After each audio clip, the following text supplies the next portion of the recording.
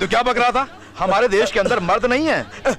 अगर हमें अपनी मर्दानगी दिखानी है तो एक दिन के लिए, 24 घंटों के लिए हमारी सरकार अपनी बागडोर हमारे हाथों में सौंप दे तो हमारी फौज तुम्हारी गलियों में होगी और हमारा तिरंगा आतंकवाद के सीने में गड़ा होगा। हम शांति नाम के लफ्ज की इज्जत करते हैं, इसलिए तुम लोग जिंदा हो। अगर वो लफ्ज हम भूल जाएं तो तुम लोगों की जिंदगी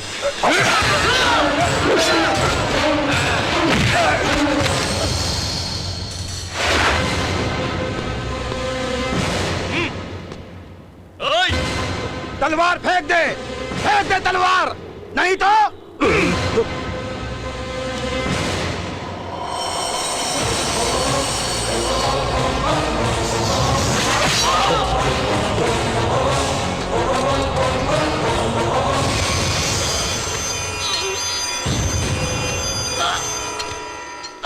असलम खान की कोशिशों को आखिरी वक्त तक नाकाम किया हिंदुस्तानी ऑफिसर अर्जुन सिंह।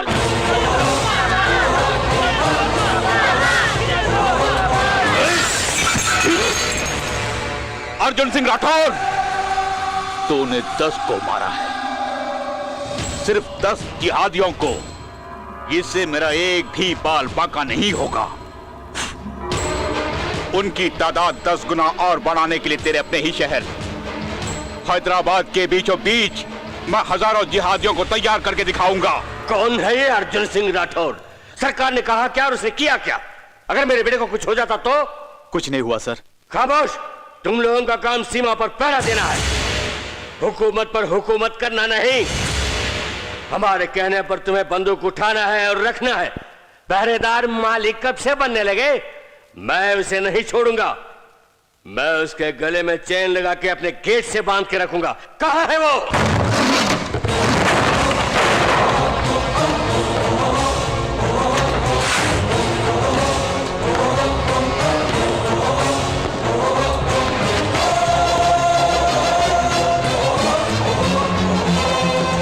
रुक जाओ मिस्टर। मिस्टर ठहरो। Colonel Arjun Singh Rathore in action. इसकी स्टाइल तो देखो। किसके ऑर्डर से तू एयरपोर्ट गया था? पीएम ने या प्रेसिडेंट ने दिया? किसी ने भी नहीं दिया है। मीडिया में पब्लिसिटी पाने की खुजली है। खुजली क्यों नहीं? खुजली मुझे नहीं, तुझे एक खुजली। पार्टी को हड़पने के लिए सीट की खुजली, पार्टी टिकट पाने के लिए नोटों की खुजली, बीवी बच्चों की भूख और अय्याशी के लिए पदवी की खुजली। उधेड़ दूंगा। शराफत से नहीं रहा तो चमड़ी उधेड़ दूंगा। एमपी पर हाथ उठाता है? यहाँ जो लगना था वो वहाँ पहले ही लग गया। मुझे मारता है कमीने, तुझे खत्म कर दूंगा। चुप। तुझे अपनी ताकत बैलेट बॉक्स से मिली होगी, मेरी ताकत मुझे माँ बाप के खून से मिली है। पल भर में तुझे मिट्टी में मिला सकता हूँ। बहुत जुबान चलाता है, तुझे मिठा के दिखा दूंगा। तू क्या दिखाएगा? शायद तू नहीं जानता, मैं सोना चांदी खा के बड़ा नहीं हुआ, पेट में जोश भर के पला बड़ा हुआ हूँ। माँ बाप की ममता की छत्र छाया में मेरा बचपन नहीं गुजरा है। अपने सर पे कफन बांध के निकला हूँ। जो मौत से नहीं डरता है उससे तू क्या डराएगा कुत्ते? चल पुलिस स्टेशन चल के अपने गुनाहों को कबूल कर ले। ये तो क्या बोल रहा है? पागल हो गया है? कौन सा गुनाह किया है मैंने? 2 दिन में तूने आतंकवादी को 56 कॉल्स किए हैं। ये बता तेरे और उनके बीच क्या ताल्लुक है? तेरे बाप से वो लोग जन्मे हैं या उनके बाप से तू जन्मा है? अपने बेटे को किडनैप कराने की सलाह देने वाला तू ही था। 100 करोड़ के लिए भारत देश की इज्जत को नीलाम करने वाला भी तू ही था। सरहद पर हम जान की परवाह किए बिना दिन रात एक करके अपने देश की हिफाजत करते हैं, और तू यहाँ ऐशो आराम में आतंकवाद को बढ़ावा दे रहा है। तुझे तो मार के नई दिल्ली की गली गली में नंगा घुमाना चाहिए, कुत्ते की औलाद। ये क्या बदतमीजी है? मेरे पिताजी ने क्या किया है?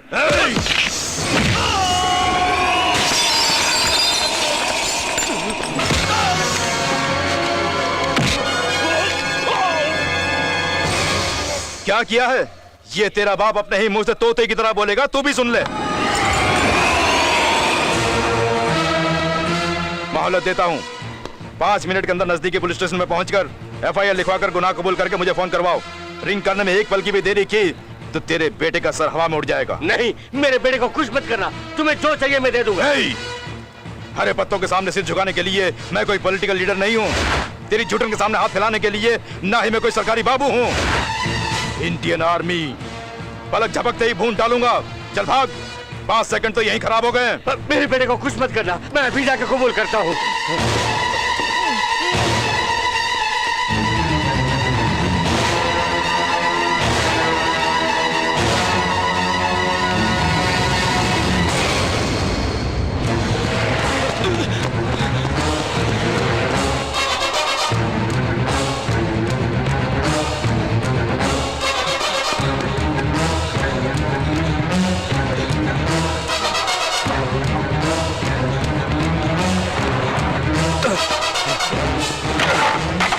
नमस्ते मिनिस्टर सर, ये क्या हालत है आपका?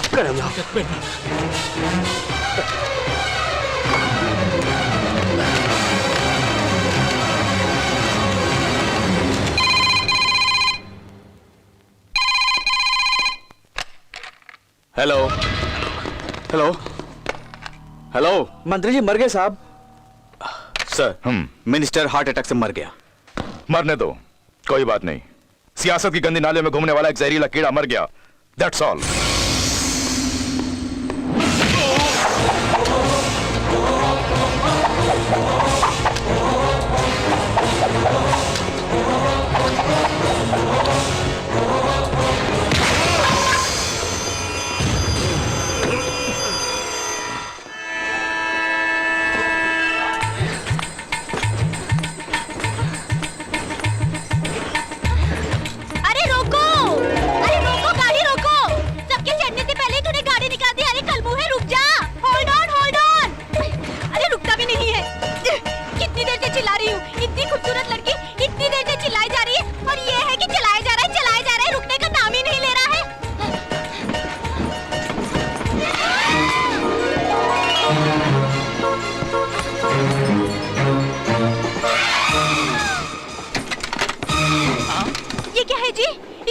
समझी है या किसी कबाड़ी का डब्बा जो इस तरह दबा दिया?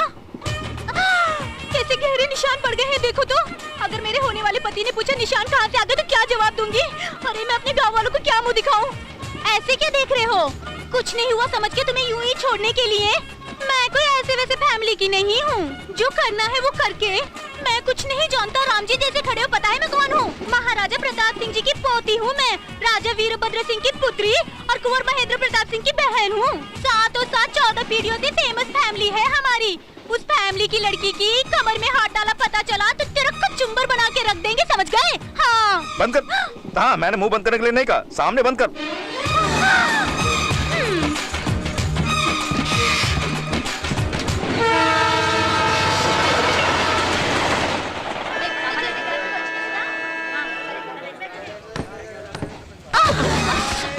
क्या हुआ? ओए माँ, जोर से लग गया। क्या लग गया?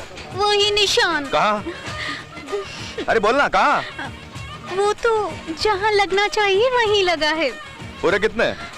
आगे 2, पीछे 2, बीच में 1, कुल मिला के 5। जरूरत पड़े तो मैं बाद में इलाज कर दूंगा, अभी तो चुपचाप घर जा। इस पर्दे पे कैसे पहुंचूं? आ रही हूँ, पहुंच गई। अरे मेरी पर्ची, अब मैं अपने फैमिली वालों के पास कैसे पहुंचूंगी? Good morning sir, I am Ram Nayak, यहाँ का इंस्पेक्टर हूँ। Glad to meet you. उस दिन फ्लाइट हाईजैक में मारे गए आतंकवादियों में से एक हैदराबाद का है। इसकी फैमिली के बैकग्राउंड का पता लगाना है। Okay sir. अम्मी, दादी। क्या है बेटी? हाँ भारती, अर्जुन चाचू टीवी पे आ रहे हैं। अच्छा, भारती तू सच बोल रही है? हाँ अम्मी, अबू कहाँ है? वो कहाँ है? नजीर, हेलो, मैं यहाँ हूँ। चिल्लाती क्यों हो? सब लोग यहाँ। पियक्कड़ कहीं का। चल रे, टीवी पर अपने अर्जुन को दिखाने वाले हैं। बैठो, तेरे मूंछों पर ये बोतल खड़ी होनी चाहिए। देश की हिफाजत करना हमारा फर्ज है, उसके लिए अपना सम्मान कराने के लिए मैं यहाँ नहीं आया हूँ। मुझे ये जिंदगी देने वालों के बारे में सबके सामने बताने आया हूँ। लावारिस होने के बावजूद मुझे अपना के सहारा देने वाले उस कॉलोनी के सभी लोग मेरे माता पिता हैं। देखा, हमारे बारे में कह रहा है। जेब का आखिरी पैसा भी खर्च करके मेरे लिए स्लेट खरीद कर मुझे स्कूल भेजने वाले मेरे नारायण मामा। मास्टर जी ने अगर मुझे मारा तो खुद दर्द से तड़प कर मास्टर से झगड़ा करने वाले मेरे यादव चाचा। अपने हाथ की अंगूठी बेच के मुझे स्कूल यूनिफॉर्म खरीद के देने वाले मेरे सत्या भैया। कैसे चुकाऊंगा मैं इनका एहसान? मेरी गलतियों को अपने साथ लेकर मार खाने वाले मेरे बड़े भाई नसीम। मेरे स्कूल से लौटने तक चौखट पर मेरी राह देखने वाली मेरी भाभी रसिया। इन सब के बीच वहां एक देवी भी है, मेरी माँ। अपने बच्चों को अलग सुला के मुझे अपनी बगल में सुलाने वाली मेरी माँ सिर्फ मेरी नहीं, पूरी कॉलोनी की माँ है।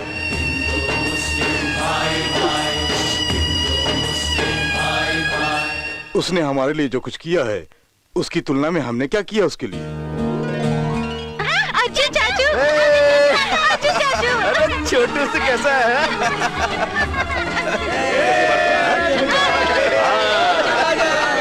उठाओ मेरे भाई को। अरे ये क्या कर रहे हो? उतारो बेटा, उतारो। अरे पाए लगना। बेटा थक गया होगा, अंदर चल। अब मेरा क्या होगा? नहीं नहीं नहीं, बाप रे, यहाँ भी अटक की। तुम्हारे बेटे के मन में जरूर कुछ है, इसीलिए तो मुझे यहाँ लाए हैं। मेरे पते की पर्ची को जानबूझकर घुमा दिया और फैमिली का पता मिलने तक तुम हमारे साथ रह सकती हो, ये कह के मुझे यहाँ लाए हैं। हाँ, तुम कौन हो बेटी? महाराजा प्रताप सिंह की पोती, राजा वीरभद्र सिंह की पुत्री, कुंवर महेंद्र प्रताप की बहन, राजकुमारी सौभाग्यवती गायत्री देवी। ये क्या है बेटा? बेकार में इसकी कुंडली मैं बता रहा हूँ। हम सब समझ गए। चल तू अंदर चल। आपको मैं जेठ जी कहकर बुलाऊं? ठाट से बुलाओ, बेझिझक बुलाओ, इस बोतल की कसम। हमारे कमरे में एक टीवी रखवा दीजिए ना जेठ जी, कलर टीवी। Colour TV? जेठ जी बनना इतना महंगा पड़ेगा, मुझे मालूम नहीं था। तुम जो मर्जी में बुलाओ, ये सब मुझसे नहीं होगा। बाप रे, कितने पवित्र सोने पड़ेगी कलर टीवी के लिए। राजपूत घराने की लड़की के लिए इतना भी नहीं करेंगे आप लोग। हाँ दीदी जी, हमारा भोजन आप यहीं पे भिजवा दीजिए। दरअसल बिस्तर से उतरने की आदत नहीं है हमारी। क्यों, इतना काफी है? ये निवाला भी मुंह में देना पड़ेगा। एक दूंगा ना उठ नहीं पाएगी। चल नीचे उतर। तो समझती क्या है? उससे बहस करता है? ये कोई ऐसे वैसी लड़की है? महाराजा प्रताप सिंह की पोती, राजा वीरभद्र सिंह की सुपुत्री, कुंवर महेंद्र प्रताप की बहन, राजकुमारी सौभाग्यवती गायत्री देवी है। माँ बस कर माँ, इसकी बीमारी तुम्हें भी लग गई। हमारे राजघराने की कहानियाँ बच्चे बच्चे जानते हैं। हाँ चुप, ज्यादा हिल मत, पल्लू गिर जाएगा। नखरे मत दिखा, निचोड़ दूंगा। तुम कुछ ज्यादा ही बोलते जा रहे हो, युद्ध शुरू हो जाएगा। मेरे पते की पर्ची मेरे मुंह पे फेंक दो, अब भी चली जाऊंगी। हाँ ओफो, ये मैं कहाँ फंस गया हूँ। एक बार इसका पता मुझे मिलने तो दो, इसे बिना टिकट की गाड़ी में बिठा के कहीं दूर भेज दूंगा।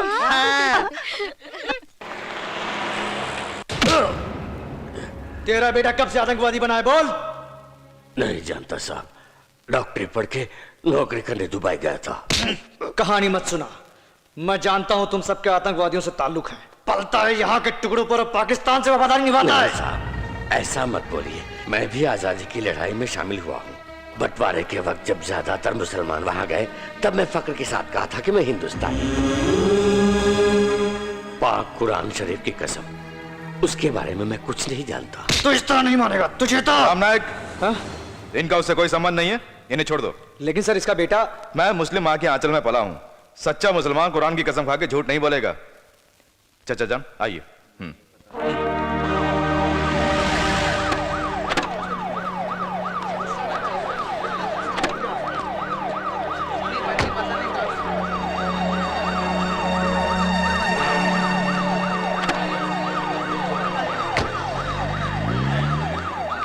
बेचारे कादिर भाई के चेहरे से पता चलता है कि पुलिस वालों ने बहुत पीटा है। मिलिट्री वाले हैं, आदमी और औरत का फर्क भी नहीं देखते। बेचारा कितनी इज्जत से रहता था। कादिर साहब, अस्सलाम वालेकुम। वालेकुम अस्सलाम। आपकी तारीफ? मैं असलम खान पाकिस्तान से आया हूँ, जिहादी गुट का लीडर हूँ। आपके साहबजादे शरीफ को जिहादी ट्रेनिंग मैंने ही दी थी। इस्लाम के लिए उसने अपनी जान दे दी। आपको फक्र होना चाहिए कि आपने इसे बेटे को पैदा किया। पहले से ही पता चलता तो मैं इसे खुद मार डालता। तुम लोगों के जुल्म की वजह से पूरी दुनिया इस्लाम को नफरत की नजरों से देखती है, हर मुसलमान को टेररिस्ट समझती है। हर मजहब को इज्जत से अगर कोई अपनाता है तो वो हमारा देश है। बस इतना सब कुछ कहने के बावजूद अगर तुम जिंदा हो तो अपने बेटे की कुर्बानी की वजह से। उसकी मौत अब भरपेट खाना खिलाएगी तुम सबको।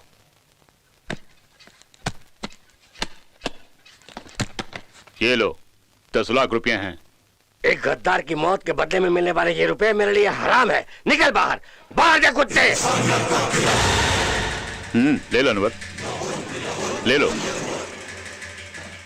अरे अनवर, तेरा दिमाग खराब हो गया क्या? ये पैसा नहीं है, जहर है। तू खाना खाता है या घास? हाँ अबू, आज तक मैं घास ही खाता था। आज से भाईजान के दिखाए रास्ते पर ही चलूंगा। असलम साहब जो खाना खिलाएंगे उसमें हिंदुस्तानियों का खून मिला के खाऊंगा। तेरा दुश्मन हिंदू ही नहीं, तेरे मकसद में रुकावट बनने वाला हर आदमी तेरा दुश्मन है। वो चाहे वालिद हो या भाई बहन या खुद अपनी बीवी। अपने ही कौम में रहकर हमें दुश्मन मानने वाले उन हर एक शख्स को जब तुम मारोगे तब जाकर तुम असली जिहादी कहलाओगे। चलो।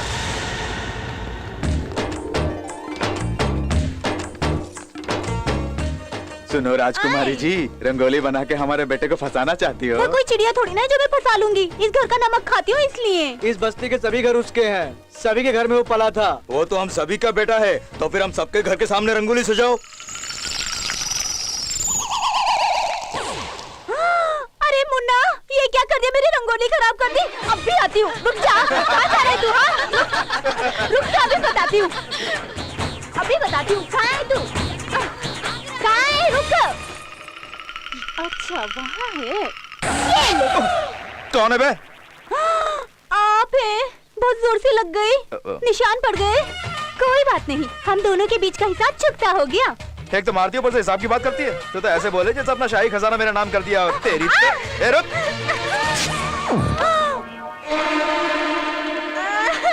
मैं लुट गई। शाही मैदान को दुनिया के सामने खोल के रख दिया। अपने लोगों से शिकायत करके इस नुकसान के मुआवजे के लिए केस करूंगी। अगर तुम मेरे ऊपर केस करने के चक्कर में पड़ोगी तो मेरी धोती का नुकसान हो जाएगा। जो होना था हो गया। चोली जो फट गई उसके बदले में एक नहीं दर्जन चोलियां दिला दूंगा, ठीक है? हम दोनों के सिवा किसी तीसरे को इसकी जानकारी ना हो, बस इतना याद रखना, ठीक है?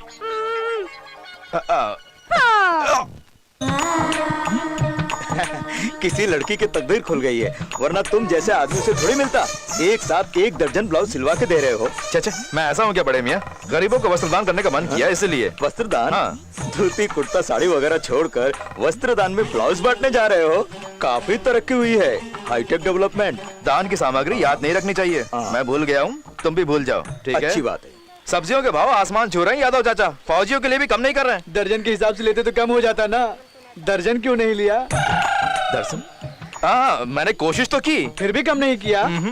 जिंदगी भी कपड़ों की तरह फटने लगी है। कपड़ों की बात यहाँ क्यों चाचा? चलता हूँ। बाबूजी, हाँ। आपका पार्सल तैयार है। 1 दर्जन इडली का। क्या 1 दर्जन मैं चोली? इडली बोल रही हूँ, आप जैकेट बोल रहे हैं। चमड़े की जबान है, सरासी फिसल गई। चलता हूँ। 6 + 6 = 12, मतलब पूरे 1 दर्जन।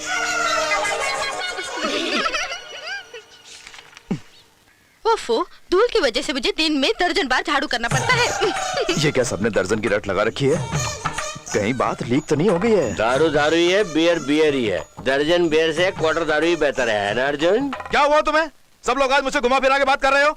मन में छुपाकर इनडायरेक्टली कुछ बोलोगे तो सीना फाड़ दूंगा। इसे क्यों छेड़ते हो? हाँ? वो लड़की मेहमान बन के आई है, बेचारी का ब्लाउज फट गया था तो इसने तरस खा के 1 दर्जन सिलवा दिए, है ना बेटा? हाँ, ओ। समझ गया। ए चुड़ैल, तुझे कितना समझाया, कितने प्यार से समझाया कि किसी तीसरे को जानकारी नहीं होनी चाहिए। मैंने भी सबको यही बोला था कि किसी तीसरे को इसकी जानकारी ना हो। वादा तोड़ना हमारे शाही खून में नहीं है। हाँ। खामोश, अपना बोरिया बिस्तर बांध ले। अब तो एक पल भी यहाँ रही तो सर से पैर तक खैर नहीं। ओए, तुम्हारी बड़ी बड़ी बातें सुनकर यहाँ रहने की जरूरत मुझे नहीं है। मेरे पति की पर्ची मेरे मुंह पे फेंक दे, मैं अब भी यहाँ से चली जाऊंगी। हाँ।